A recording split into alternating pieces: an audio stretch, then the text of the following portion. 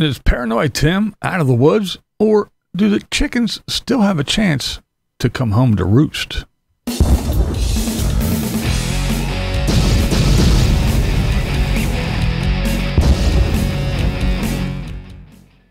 That's right. We will get to good old Timmy in a minute. First, let's talk about Living Free Mike. All right.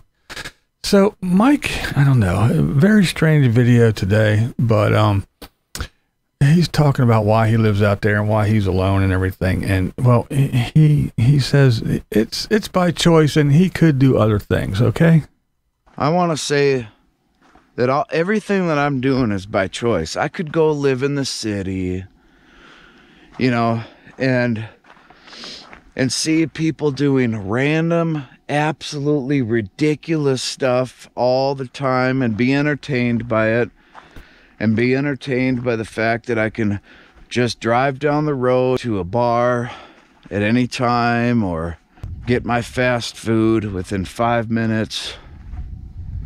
All these luxuries. Luxuries, Mike calls them. Well, isn't this the guy that was crying that he was too far from town and that was the reason he had to move? Because his luxuries were too far away? Mike went on to say stuff about he doesn't like the cities because of all the madness that goes on, and people are crazy. And he read an article about a woman that was, I don't know, she was drowning, a guy jumped in to save her, and he saved her, and she's now suing him because she didn't give him permission to touch her, and he touched her on her private skin and took her forcefully where he wanted her to go and all this other stuff. So Mike's all up in arms. See, this is the kind of stuff that society, and so he just run away and escape and hide. Let me give you some advice here, buddy. I know you're out there and you're all alone and you're in your little sandbox out there, and there's not a whole lot to do when you're not doing your little projects. So you just sit around and you watch these crazy videos and read these articles. Well, here's what you this is what you should do. You should stop reading the crazy propaganda articles and watching all the lunatic videos, buddy. It's getting you a little bit wackadoodle there. Even more than you already were before. It's getting worse. Mike talks about all these people in society. They're all drinking the Kool-Aid. Well, guess what? Mike has a huge glass. It's just a different flavor. So if you truly want to run away and you hate people and you don't want to be around society and you think everything's going in the shitter and you are so sad that you didn't get raptured and you're still on this planet, be a real off-gridder and homesteader and be self-sufficient. Have everything that you need and stop going, well, I know it should be this, but whatever. It is what it is. Whatever. It is what it is. Just stop it. Stop it. Get some help. Do it right. And get rid of your need to go to the cities and towns. Just stay away from people. Stay away from society. Have everything you need right there. Food, water, a place to crap, electricity, everything you need. So you don't need to go into society and see anyone. Just be a little hermit out there all by yourself. And you'll be happy as a lark. You can just read all your crazy little things. Say, see, this is why I'm here. And I'm glad I'm here because look at all that craziness out there. You're not out there amongst it, so you don't know. You're just reading and you're seeing. So anyway, just do that. Be a real self-sufficient off-gridder homesteader and stay in your little sand lot. All right, now let's talk about Timmy. That's right. All right. So first of all, Tim said that he moved and changed addresses. That was why he was able to switch his Advantage plan. And not that I want to know exactly where I don't care where he is. I don't want to know his address or anything there, Pittsburgh Chris, but where did he move from and what's his residence now? It's like, did he move from Florida to Florida?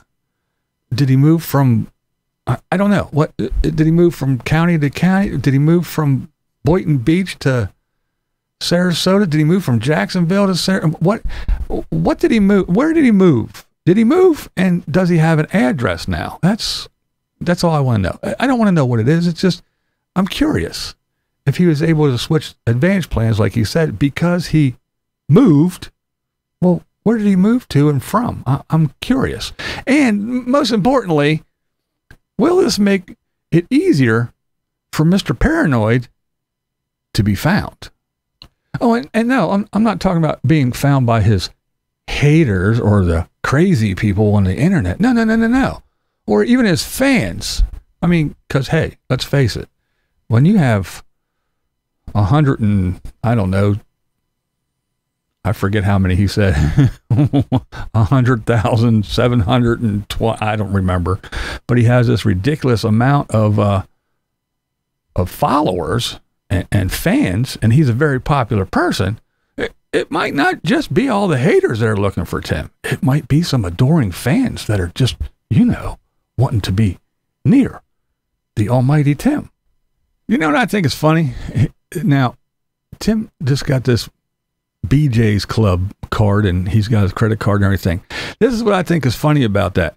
If Tim still lives in his trailer, he has a club membership to a place where you buy bulk, but he has no place to store bulk shit. Isn't that something that a good person on YouTube that gives advice to everybody would do? I don't know. Think about it. But what I'm talking about is Tim out of the woods, or has his number just not come up yet? As far as, those business loans that he's taken out. Because let's face it, a lot of people think that, hey, those PPP loans, that was years ago. They ain't got me by now. It doesn't matter. They don't care about me. Well, see, here's the thing. They're going in order of importance. So people that owe millions or took millions or claimed millions and then hundreds of thousands and on down the line. So even though Tim was a small fish, it doesn't mean that he's out of the water. It just means that his number may not have come up yet. Now they got to get all those people, and they even have to get people that actually had legitimate businesses. That's because right. The money was for specific purposes, and if you deviate it, you can be liable with heavy fines and jail time. They are not playing with this money. If they are coming for people that actually have businesses, you might as well get ready to go, because they're coming for you. That's right. They ain't playing. And hey, I'm telling you, they're going to get their money. They want their money. And if you took it fraudulently, again, they didn't forget. You got to remember that, especially when it comes to the IRS, they do tricky shit all the time. See, they'll go, oh, this guy didn't file his taxes. No, don't get him yet. Let's see what he does next year. Oh, he didn't file his taxes again. Oh, should we get him? No.